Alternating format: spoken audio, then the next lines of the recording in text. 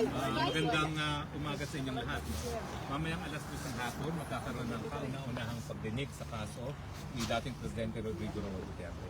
Ang mangyayari dito ay sasabihin lang siya kung ano yung kaso laban sa kanya, sisiguraduhin na naintindihan niya yung kaso niya at anong mga karapatan niya. Yun lamang. Now, may mga dahilan kami, pero susubukan namin ipaliban itong kauna-unahang pagdinig na ito. No? Pero itong dahilan namin ay pribadong ipararating sa mga mahistrado. Sa ngayon ay iisa pa lang ang na-recognize na lawyer, si Attorney Medialdea, no? Dahil siya ngayon kasama. No? Pero we have filled up all the documents para mapasama din ako dun sa team of ourselves. Now, I'm in the list council of the ICC, and we have also retained another member of the list council who is British. So initially, there will be 3 of us standing as counsels. The other one is Kaufman, Attorney Kaufman of the British Bar. So 2 of us from the list council and Attorney Medialdea. The Vice President, of course, is here as a member of the family, and she will be in the gallery to witness the first hearing.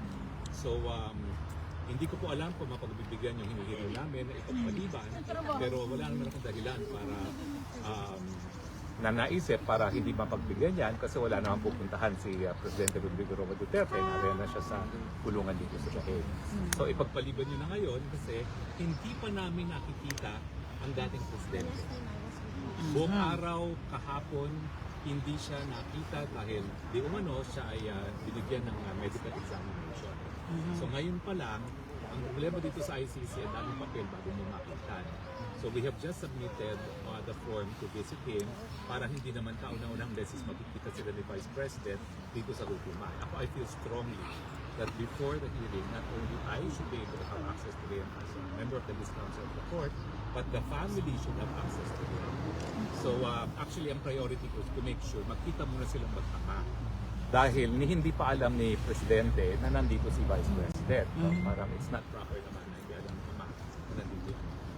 So I'm more or less attending on this first day hearing, a family matter. I want them to see each other outside of the court first so they can have a private. Attorney, what do you call the postponement? Is there a legal term for that? Wala naman. It's the same. The procedure is similar to Philippine procedure. Ang difference lang is before it arraignment and before it goes to proper trial, meron tinatawag na confirmation of charges. And in the confirmation of charges, they will establish that there really is probable cause and that there really is jurisdiction. But I do not know if I can be registered in time for the hearing today, but in addition to the postponement, if I am recognized today, and I'm not sure yet, no, because we just did all the papers today, I will also bring the issue of the illegality of the arrest of the former president. That should lead to the court losing its jurisdiction. And I will be citing case law from the Constitutional Court of South Africa that an illegal arrest is sufficient to divest of the jurisdiction. This is right as by the Commission. In addition to the lack of jurisdiction, because we had withdrawn from my membership, and of course the preliminary investigation commenced beyond the date of the but of course, everything hinges on if I will be recognized today. But right now, we have to leave because we want to see the president before he is brought to court. So just to be clear, sir, you said it has been sent privately already.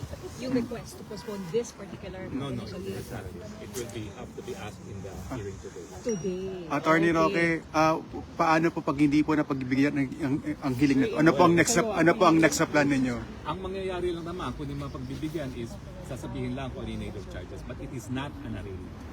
It is just to make sure he understands the nature of the charges against him, not an arraignment. Saan niyo po ihahain yung postponement? In court na, wala nang panahon kasi. Kasi alam niyo, itong notice came very late also. We had just arrived yesterday, and of course, nauna sila. VP came next evening of yesterday, and I came yesterday then. No?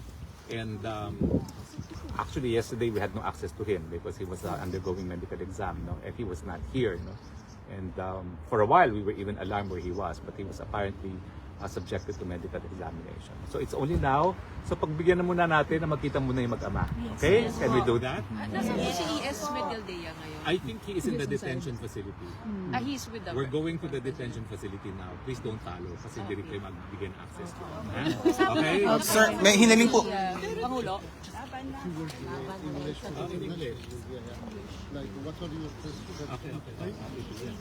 Yeah, I'm here with the Vice President of the Republic, the daughter of former President Rodrigo Duterte.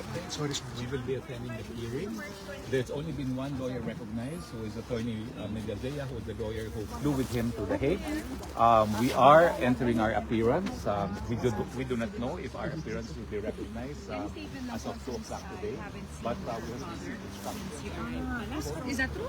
As I announced earlier, we'll do the Q&A later. Hindi po kayo kasama. Okay. We'll do the Q&A later. Meron pong bag time, ma'am, yung ano,